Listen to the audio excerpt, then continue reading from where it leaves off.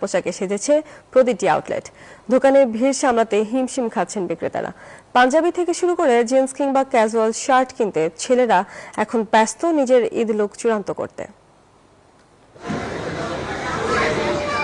নারীদের ফ্যাশনে এবারের ঈদে আভিজাত্য ছড়াচ্ছে অর্গানজা নেট এবং সিল্কের উপর করা গর্জিয়াস কাজ। তবে প্রচন্ড গরমের কথা মাথায় রেখে লিলেন আর সুতি থ্রি পিসের চাহিদাও তুঙ্গে। পাকিস্তানি ডিজাইনের লং কামিজের পাশাপাশি কট সেট আর সিকোয়েন্স কাজের শাড়ি এবার সিজনাল ট্রেন্ড। পছন্দের শেড আর নিখুঁত কারুকাজ মিলিয়ে নিজের ঈদের লুকটি চূড়ান্ত করছেন তারা। ঈদের মেন ড্রেসটা নিতে আসছিলাম, পরে নেওয়া হয়েছে, একটু আরামদায়কের ভিতরে নিছি। মার্কেটে অনেক দাম বেশি, পাঞ্জাবির দাম বিশেষ করে অনেক বেশি। বোন আছে, মা বাবা আছে, তাদের জন্য ইনশাল্লাহ কেনাকাটা করা হবে। মানে আমার আম্মুরা জানে আমার ঈদের শপিং শেষ। কটনটাই সবাই ফেভার করছে মেনলি, কারণ কটন কাপড়টা অনেক আরামদায়ক, যেহেতু গরম পড়ে গেছে অনেক বেশি। বসুন্ধরা টিস্যু, অশুদ্ধতার বিরুদ্ধে এক বিন্দুও ছাড় নয়। পিছিয়ে নেই পুরুষ ক্রেতারাও।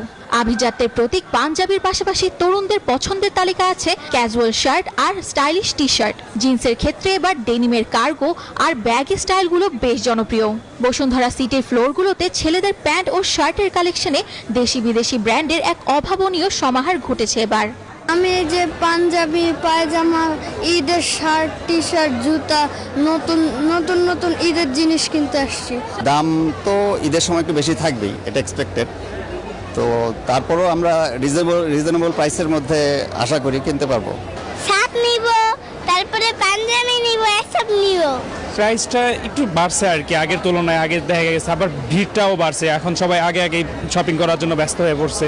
আমার জন্য শার্ট কিনতে এসেছি, আমার বাবার জন্য কাবলি কিনতে এসেছি। তবে দাম বেশি বলছেন ক্রেতারা। তাদের অভিযোগ গত বছরের তুলনায় বেড়েছে 16 থেকে 20% পর্যন্ত। ড্রেস অনেক সুন্দর, কিন্তু প্রাইস অতিরিক্ত বেশি দিয়ে রাখছে। মানে কিছু কিছু দোকানে অনেক বেশি ফিক্সড প্রাইস, মানে কোনো দামই ছাড়তেছে না। অনেকক্ষণ হয়েছে আসা হয়েছে, কিন্তু এখনো নেওয়া হয় নাই। আর বিক্রেতারা বলছেন মানের ভালো জিনিসের দাম একটু বেশি, তবে বেচা বিক্রিতে সন্তুষ্ট নন তারা।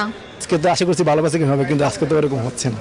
কাস্টমার কিন্তু মার্কেটে প্রচুর আছে, কিন্তু ঘুরতেছে বেশি, বাজেট কম, কোয়ালিটি মাল রয়েছে, কিন্তু কাস্টমার দাম দিচ্ছে না। ক্রেতা সমাগম আগের তুলনায় একটু কম, যদিও আমরা আশা করছি সামনে যেহেতু আরো কিছু সময় আছে, আমরা আশা করছি ক্রেতা আরো সমাগম হবে আমাদের এখানে। নারী, শিশু এবং পুরুষ সবার পদচারণায় মুখর এই শপিং মলগুলো যেন এক মিলন মেলায় পরিণত হয়েছে। বিক্রেতারা আশা করছেন চাঁদ রাত পর্যন্ত এই জোয়ার অব্যাহত থাকবে।